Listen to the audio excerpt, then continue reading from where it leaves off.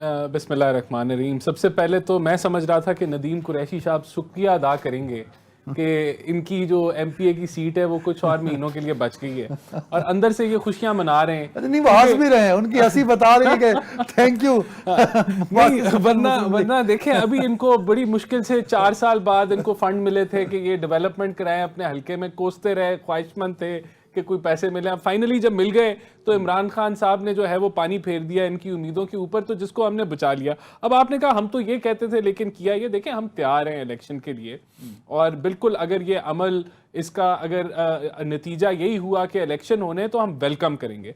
लेकिन इशू बड़ा क्लियर है, हमारी पार्टी का स्टांस इस पर क्लियर है। देखें, हम समझते हैं कि असेंबलियां डिसॉल्व नहीं होनी चाहिए। हम समझते हैं कि मुल्क की इकॉनमी अभी इजाज़त नहीं देती कि इलेक्शंस हों, और हम ये समझते हैं कि अगर हम ये जो एक आईनी अमल है, नो वोट ऑफ कॉन्फिडेंस या नो कॉन्फिडेंस मोशन, अगर हम उसको इस्तेमाल ना करते तो फिर हम भी इसका हिस्सा होते, इस अमल का, मुल्क में इंस्टेबिलिटी फैलाने का। और अगर ये खुली हम चिट दे देते तो हमने अपना एक आईनी रास्ता इस्तेमाल किया कि जो हमारे पास आइन इजाज़त देता है कि हम वोट ऑफ कॉन्फिडेंस डिमांड करें।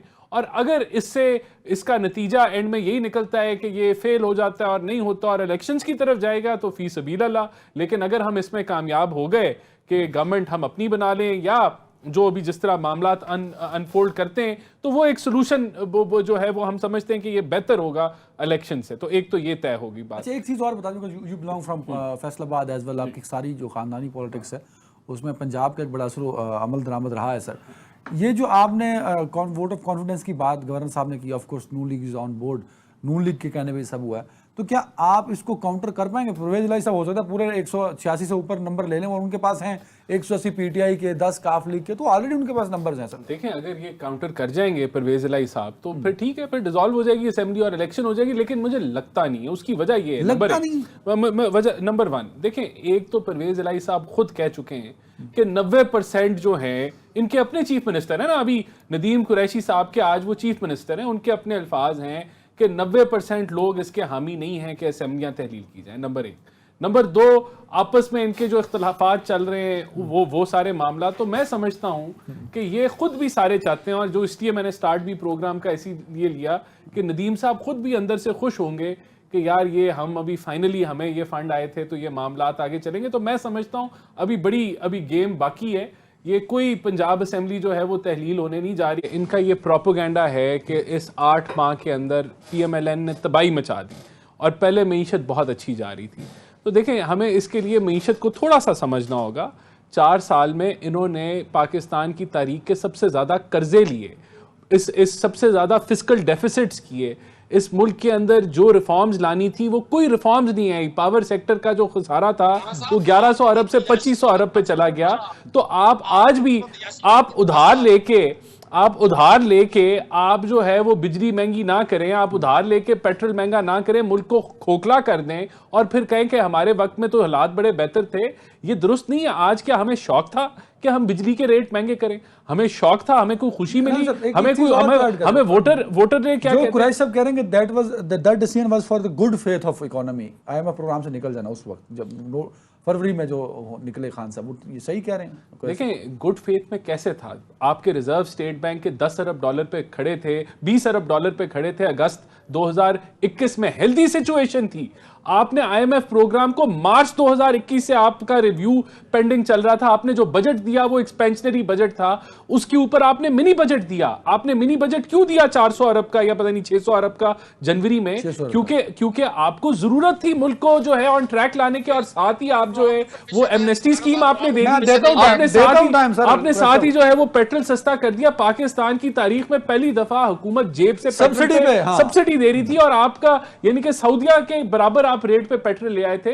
तो मुल्क को अगर आप उधार पे चलाना शुरू कर दें और खोखला कर दें और फिर आप कहें कि अब आगे आपको फर्दर उधार लेना पड़ रहा है। आज हमें लेना पड़ रहा है उधार, लेकिन उधार देने वाले कह रहे थे कि हम आपको नहीं उधार देंगे अगर आप बिजली के रेट महंगे नहीं करेंगे, और अगर हम ना महंगे करते तो मुल्क दिवालिया हो जाता। तो आज हमारा कसूर है कि हमने बिजली के रेट महंगे किए, पेट्रोल महंगे किए, क्योंकि अगर हम ना करते तो मुल्क दिवालिया हो जाता और यही बिजली ये पेट्रोल नायाब हो जाती है इस मुल्क में। तो ये जरूर हमारा कसूर है और इस पे अगर तमाशा पीटीआई लगा रही है और इसके ऊपर उंगलियां उठा रही है, तो ये आप अवाम अक्लमंद है, शऊर रखती है कि वो समझे कि ये हमारी जो 2013 से 2018 की हुकूमत थी उसमें क्या हुआ, वो गवर्नेंस थी, या आज जो हम इनका गंद झाड़ू फेर के साफ कर रहे हैं और उसकी सियासी जो कॉस्ट है हम वो पे कर रहे हैं, वो क्या था। तो ये प्रोपोगेंडा मैं समझता हूं मईशत के ऊपर कम से कम ये हमारा फर्ज है कि हम मईशत पे सच्ची बात करें कि क्या हुआ था। कोई कानूनी एज नहीं है, वो रसीदें भी जारी निकली, वो मामलात इनके बहुत पेचीदा हैं।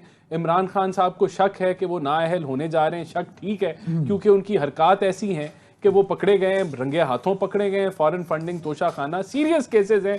और जो नैब इंक्वायरी कर रही है $250 मिलियन की मनी लॉन्ड्रिंग की, यही वो खतरा है जो उनको पॉलिटिकल स्टेबिलिटी नहीं लाने दे रहा और जो वो इलेक्शन चाहते हैं। इमरान खान एनआरओ चाहता है कि इलेक्शन पहले आ जाएं, उसके जो केसेस खुले हुए हैं उसके नतीजे बाद में आए, या उनको वो मैनेज कर लें। इस खतरे की वजह से पूरी पाकिस्तान कौम को आगे लगाया हुआ है और कोशिश है कि पॉलिटिकल, लेकिन मैं आपको बता दूं कि ये नाकाम होंगे।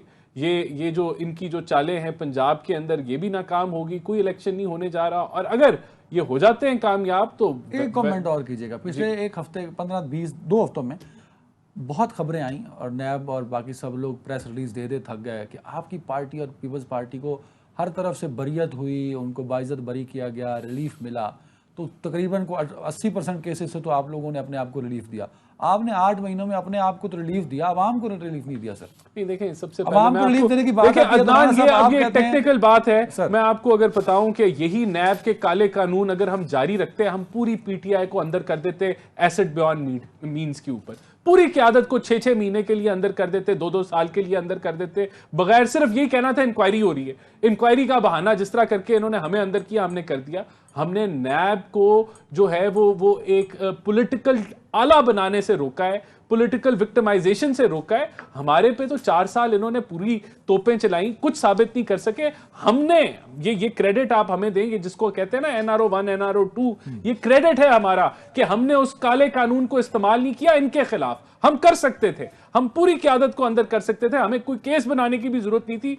नैब के अंदर इंक्वायरी के मद में इनको अंदर कर देते, सारी ये क़यादत अंदर होती। हमने नहीं किया, हमने ये काम नहीं किए। हमने इस मुल्क की पॉलिटिकल हिस्ट्री के अंदर ये जो सियासी इंतकाम नैब जिसके लिए इस्तेमाल होती थी, मशहूर थी ब्लैकमेलिंग के जरिए, वो हमने नहीं किया, उस रिवायत को तोड़ दिया।